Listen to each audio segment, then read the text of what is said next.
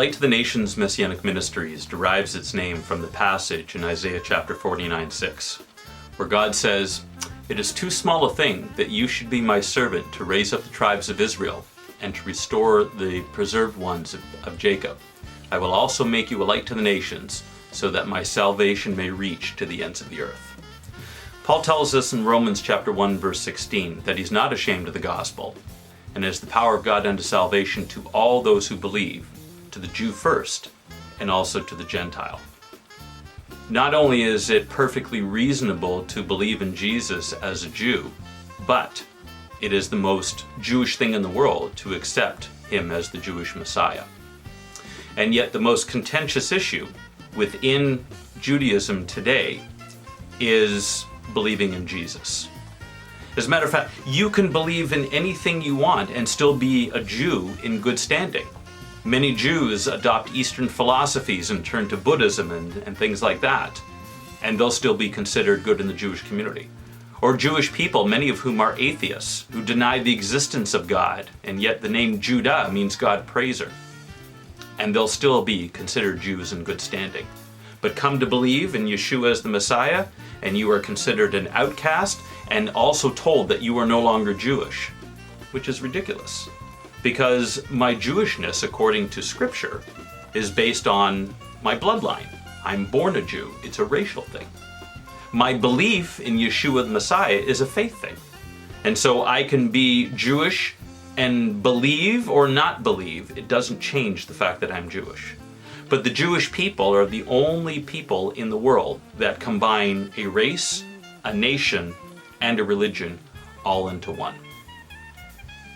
Another issue within Christianity, or within the Jewish community rather, is the treatment of the Jewish people from the church. Although Paul exhorts us to provoke the Jews to jealousy in Romans chapter 11, the vast majority of its history, the church has provoked Jewish people to wrath.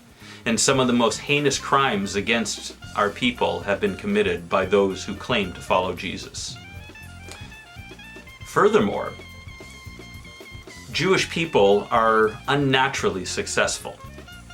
When you combine the values of education and discipline and business success, along with the covenant that God made and the blessing with Abraham, that he would bless the Jewish people around the world are uncommonly successful. 0.5% of the world's population has netted 12% of the Nobel Prizes over history.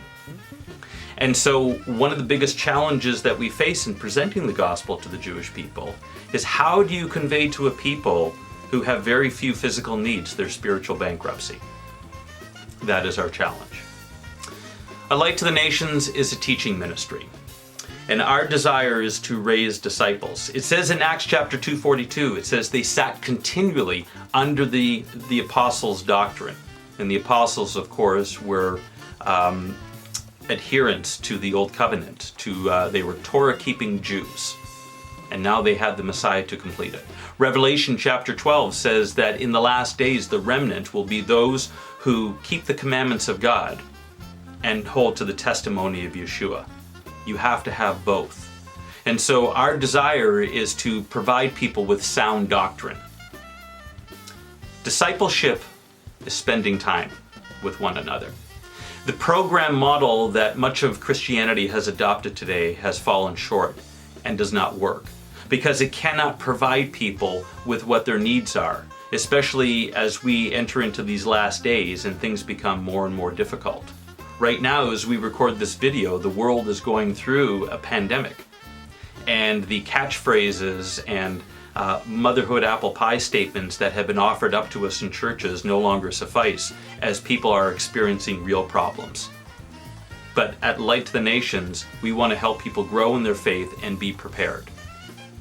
These truly are the last days, and as we approach the return of the Lord, more and more sound biblical doctrine and growth in our relationship with Yeshua will be required in order for us to survive what's coming. But not only is a true disciple one who will survive, but who will prosper in these end times, as God does take care of his own. So we thank you for joining us. We thank you for visiting our website. We encourage you to watch our broadcasts which are at 12 noon on Saturdays. We encourage you to read the articles. And if you're interested in visiting our fellowship here in the Niagara region, contact the ministry and we'll provide you with details. But above all, continue to pray for the peace of Jerusalem and help us in our efforts to reach the Jew first and also the Gentile with the gospel so that they all might be saved. Thank you and shalom.